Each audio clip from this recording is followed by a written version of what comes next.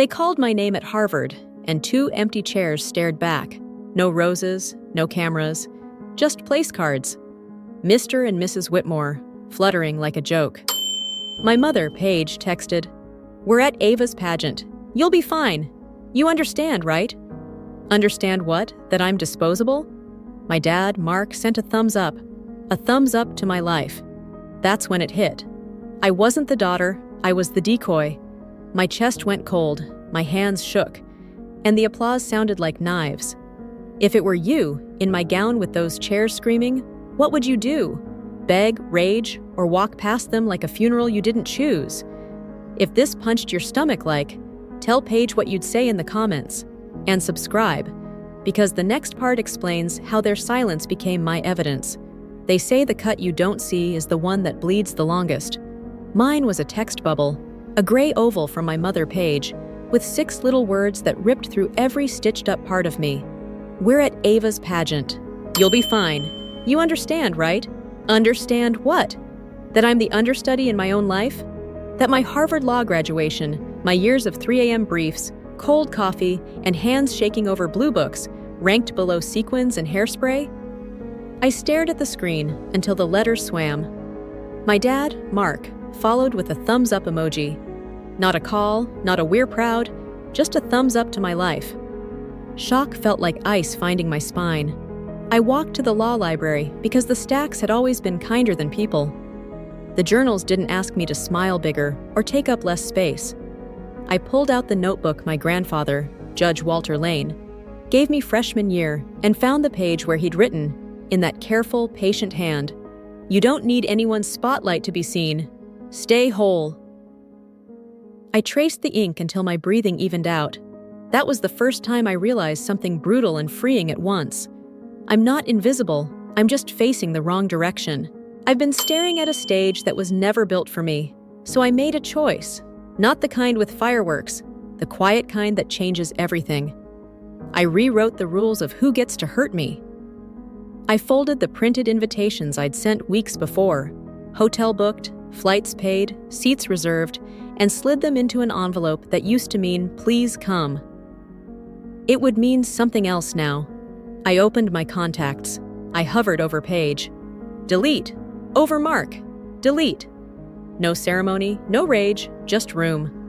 In that moment, I wasn't their understanding daughter. I was my own witness. I wish I could tell you I felt triumphant. I didn't. I felt like a house that had finally stopped holding up a roof that wasn't mine. I wrote a speech, not for the podium, for my ribcage. It wasn't a burn letter, it was a boundary. I read it out loud in that empty study room with the dented table and the humming light, and the words came out steady. You taught me to understand. I do. I understand that I won't beg for a chair at a table that is locked from the inside.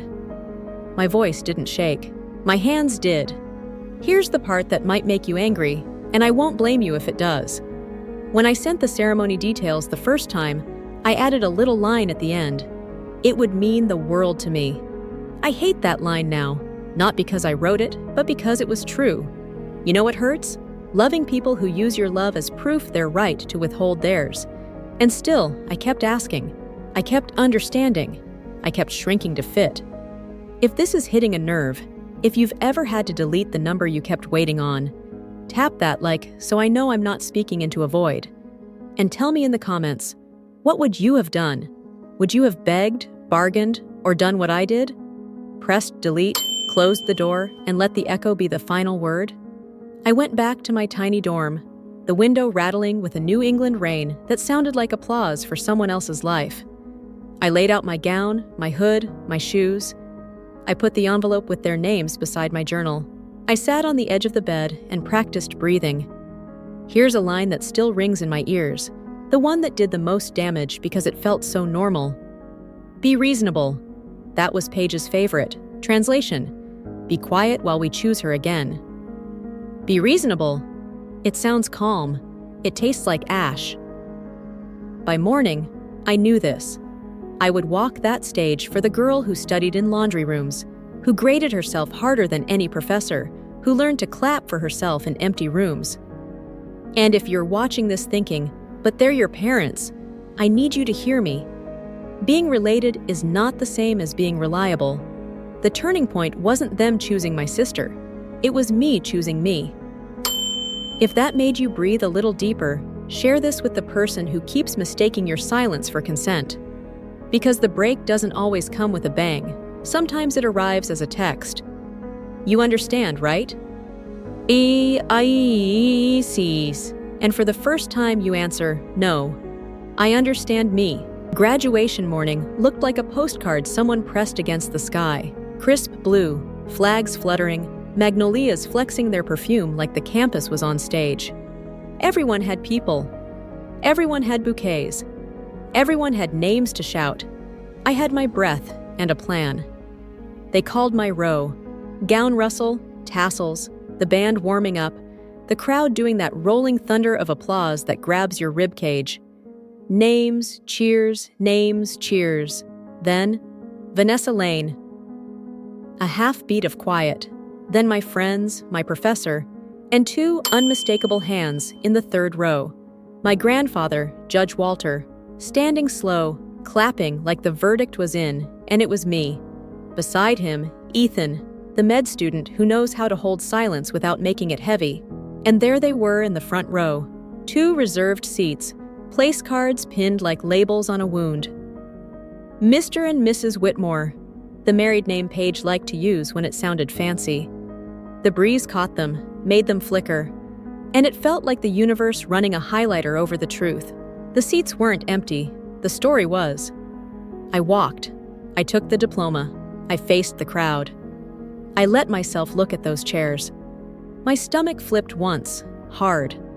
But when I turned back to the stage, the weight shifted, like a lock that finally decides to open. After the ceremony, by the Charles, Ethan took a photo, sun glancing off the water, my gown a curtain of red, my smile small but real. I didn't post it. My cousin Emerson did. Caption, she did it alone. I didn't know those 4 words would turn my hometown into a bonfire. I didn't know that while I was eating a pretzel with Walter and laughing too loudly at a joke that wasn't that funny, the internet in a zip code called Glen Haven, Texas was rewriting how they said my mother's name. By evening, my phone buzzed like a hornet's nest.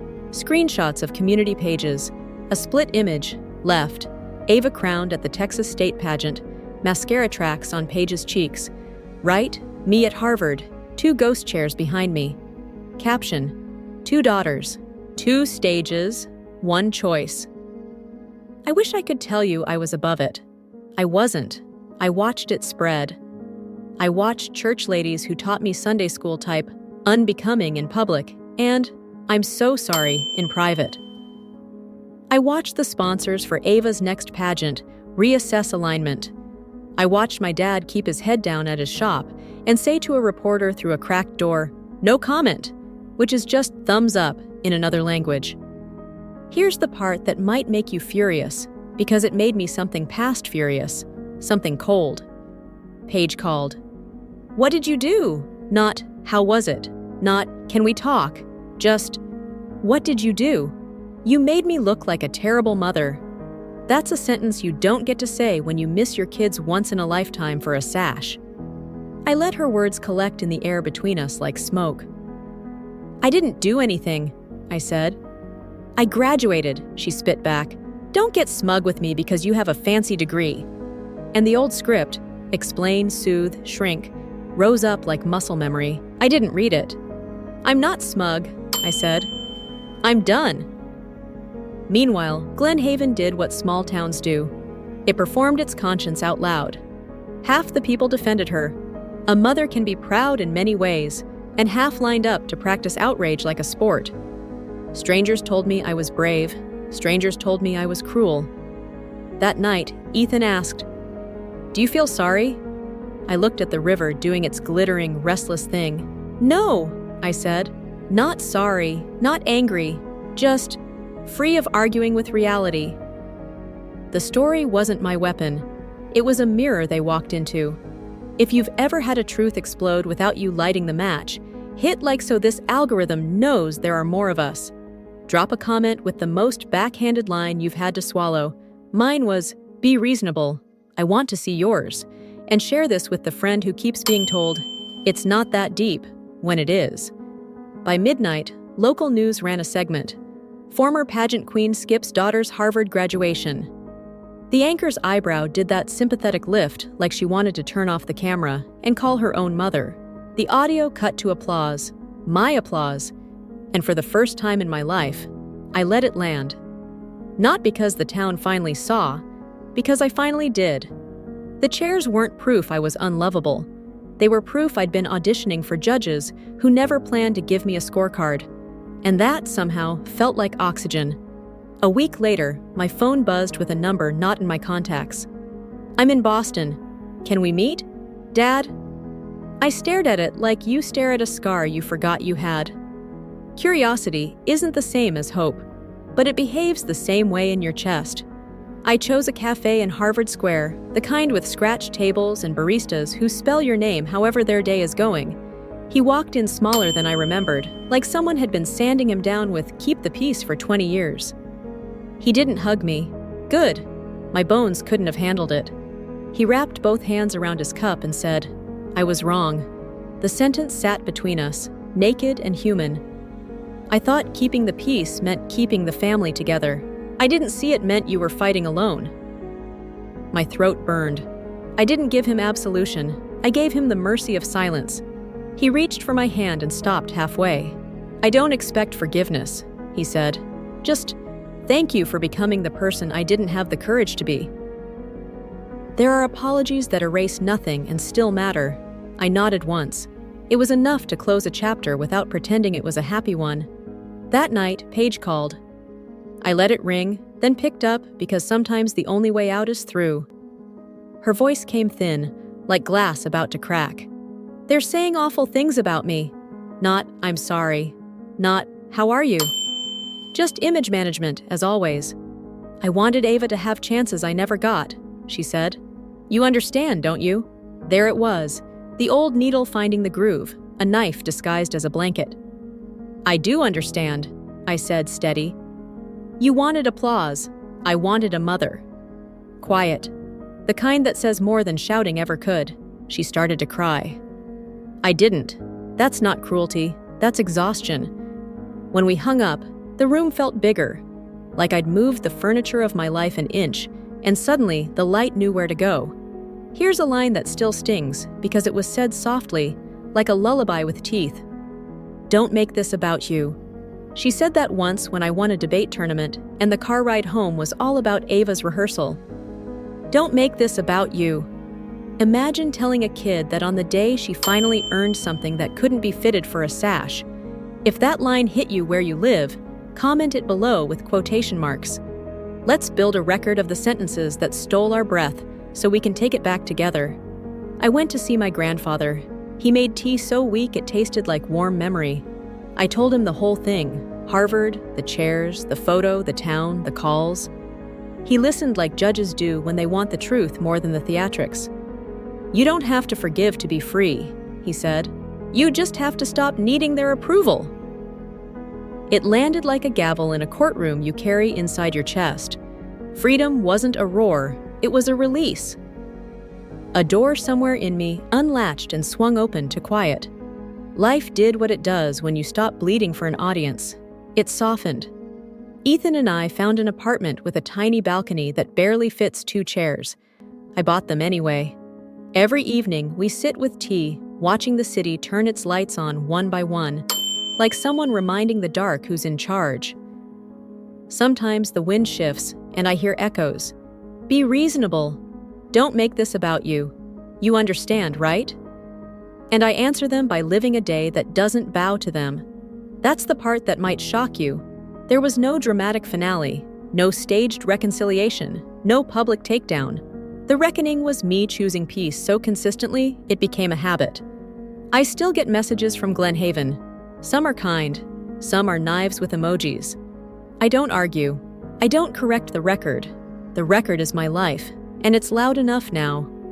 If you're here because the algorithm threw my story at you and something in your chest said, "That's mine," I want you to try this tonight. Write the sentence you've been waiting to hear from them, then write the sentence you needed to say to yourself. Mine were, "I'm proud of you," and "You're allowed to leave the room." Tape the second one to your mirror. Let the first one go. If this gave you a little oxygen, hit like so it finds the next person drowning in polite cruelty. Share it with the friend who thinks deleting a contact is betrayal, when sometimes it's healthcare. And subscribe if you want the rest, because next, I'm reading the speech I wrote to the empty room, the one that turned a wound into a witness. Until then, remember this: empty chairs do not prove you are unlovable. They prove you're done auditioning for people who bought tickets to another show. Here's where I leave you tonight. 2 chairs on a tiny balcony, tea cooling in our hands, the city humming like a softer version of everything we survived. I used to think closure was a speech that makes the room gasp, or an apology that stitches every rip. Turns out, closure is smaller and somehow braver. It's waking up and not rehearsing the defense anymore. It's passing the old triggers and not stopping to salute them. It's hearing, "Be reasonable. Don't make this about you. You understand, right?" And realizing those lines don't live rent-free in your head anymore. Do I miss what I wanted my family to be? Sure. I miss a version that never existed. That's grief in its truest uniform, mourning the make-believe. And yet, there's this new steadiness I didn't have before, like the floor finally decided to be a floor. I can love my grandfather without asking him to arbitrate the past. I can love my dad for the sentence he finally said without paying interest on the ones he never did. I can think of my mother and feel, not rage, not triumph, just distance. Healthy, boring distance. So tell me, am I in the wrong? For deleting numbers I kept waiting on? For letting 2 empty chairs be the last straw instead of the latest excuse? For choosing peace over performance, boundaries over being reasonable? I still have moments where the old guilt taps my shoulder. You made it about you. And then I remember, this was always about me. My life is the only jurisdiction I'll ever truly hold. Here's the lesson I'm taking forward, and maybe it's one you can borrow. You don't have to win the argument when you can end the audition. You can step off the stage they built and build a porch instead. 2 chairs, your name on both. When people show you their priorities, believe them. When your body whispers, "We can't keep doing this," believe it louder. If this spoke to a part of you that's tired of being polite about your pain, tap like, so I know you're out there. Drop a comment. What's the one sentence you're done living under? Share this with someone who needs permission to close a door without slamming it. And if you want more stories that feel like a hand on your shoulder, hit subscribe. We'll keep breathing here, together, until empty chairs are just chairs, and the room finally belongs to you.